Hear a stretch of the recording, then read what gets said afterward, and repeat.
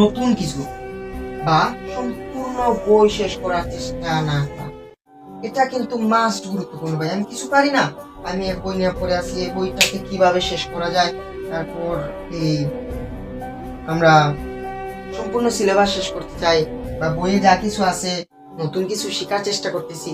Don't worry, তুমি পড়তে পারো ভাই, বাট মারাটা কিন্তু তুমি শেষ খাইবা। মাথা থাকবে, মারাটা কিন্তু তুমি শেষে খাইবা। তারপর কি হইবে, সব কিছু তোমার মাথায় কিছুই হইব, তারপর কিছু পারবা না পরীক্ষার হলে।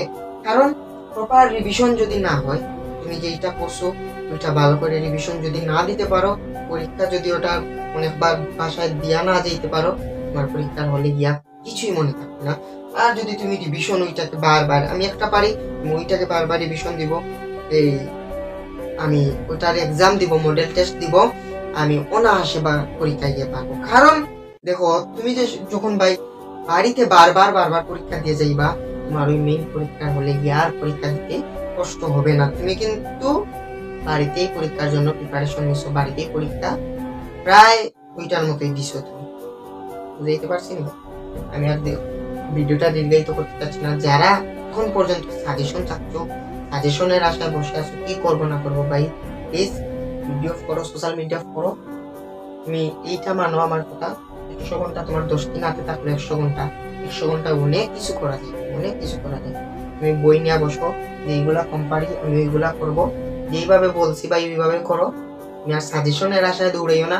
তুমি কোন বইয়ে কিভাবে পড়ি, কোন টপিক পড়ি, কোন ভাইয়া কি সাজেশন দেয়, এগুলো প্রয়োজন নাই, আর এগুলা দেখার সময় নেই।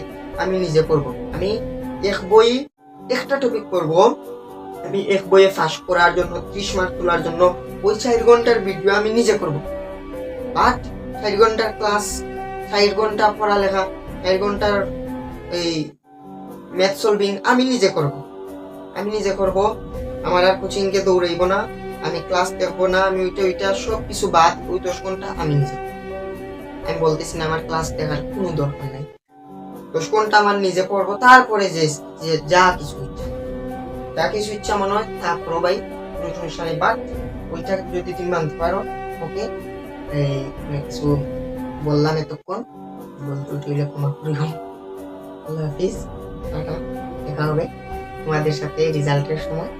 ভালো করে পড়ালেখা করো, রেজাল্ট ভালো হবে। আর যদি পড়ালেখা না করো, প্রথম পরীক্ষায় যদি বাজে হয়, বাকি পরীক্ষাগুলো বাজে হইব, বাকি পরীক্ষাগুলো বাজে হইলে ওর পয়েন্টটা বাজে হইব, ওর পয়েন্টটা বাজে হইলে বলতে সব লজ্জা পাবে, মানুষকে বলতে পারবে। আমি আশা রাখি সবাই আমরা পাস করবো, এই ওই ফিল্ডের চিন্তাধারা করে আমরা সবাই পাস করবো। এই টেকনিক অনুযায়ী যদি পড়ালেখা করতে পারি, ইনশাল্লাহ ভাই সবকিছু ফালাও, আমি পারবো, তুমি পারবে, ইনশাল্লাহ পারবে। আল্লাহর কাছে চাইতে থাকো, আল্লাহ যদি দেখায়। ওকে, আজকের মতো এখানে বিদায় নিতেছি। আল্লাহ হাফিজ, টাটা, আসসালামু আলাইকুম।